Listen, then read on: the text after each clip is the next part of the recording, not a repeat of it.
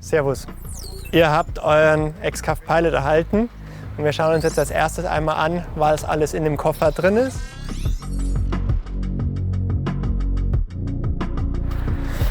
Enthalten ist standardmäßig ein Sensor, einmal die Anzeige, dann hier das Tablet, ein Halter fürs Tablet für die Kabine,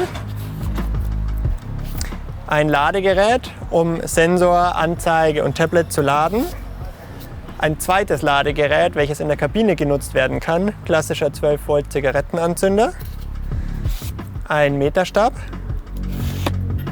der Messstab in 4 Segmenten, alle Elemente hier zum Zusammenschrauben, ein Metallanschweißrahmen für einen Löffel oder das Werkzeug der Wahl.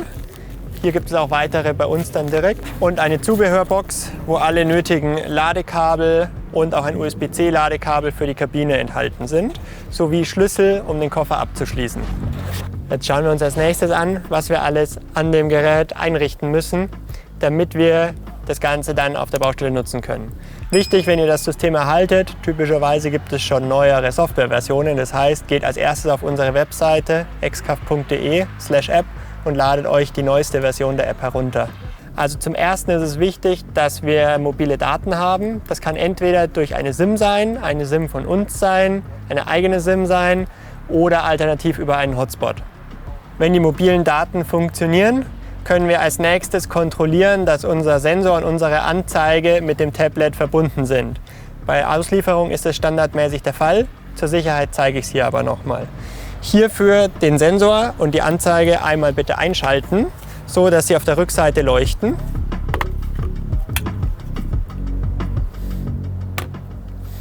Und dann gehen wir hier im Tablet auf Menü und dann unter Geräte drücken wir beim Sensor auf Scannen und klicken den entsprechenden Sensor an und machen das gleiche bei der Anzeige. Scannen die verfügbaren Anzeigen, wählen die Anzeige aus. Jetzt sind wir verbunden, das sehen wir auch dadurch, dass oben sowohl bei der Anzeige als auch beim Sensor der Akkustand angezeigt wird. Standardmäßig, wenn wir die Systeme ausliefern, hat der Akkustand um die 25%. Deswegen wichtig, am besten als erstes die Anlage einmal vollständig aufladen. Sofern die Geräte geladen sind und die mobilen Daten da sind, können wir im nächsten Schritt den N-Trip, also die Korrekturdatenquelle, einrichten. In dem Tablet haben wir beispielhaft schon einen Korrekturdatendienst eingerichtet. Ich gehe aber jetzt nochmal den Prozess der Reihe nach durch. Um einen neuen Korrekturdatendienst hinzuzufügen, wählen wir erstmal hier unten das Plus hinzufügen, wählen dann eine Bezeichnung aus. Also jetzt in unserem Fall zum Beispiel SAPOS Deutschland.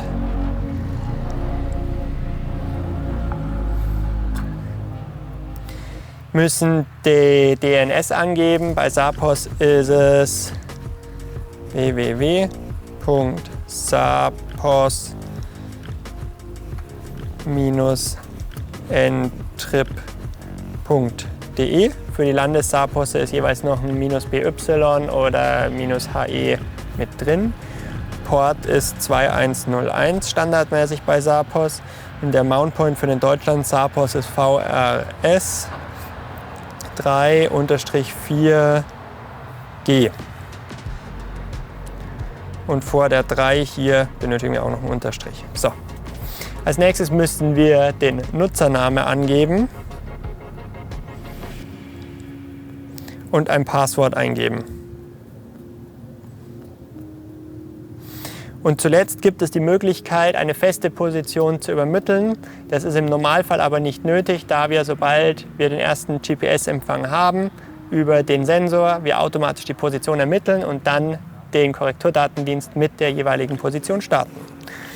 Wir übernehmen dies mit OK, können diesen dann auswählen und können ihn damit direkt testen.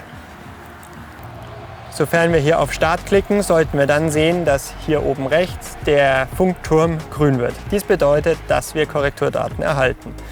Kurze Zeit später sollte, sofern alles richtig eingestellt ist, auch der Satellit GPS RTK Fix bekommen, also auch einen grünen Kreis. Im nächsten Video gehen wir jetzt auf die Baustelle, bauen den Roverstab zusammen und legen unseren ersten Arbeitsplatz an.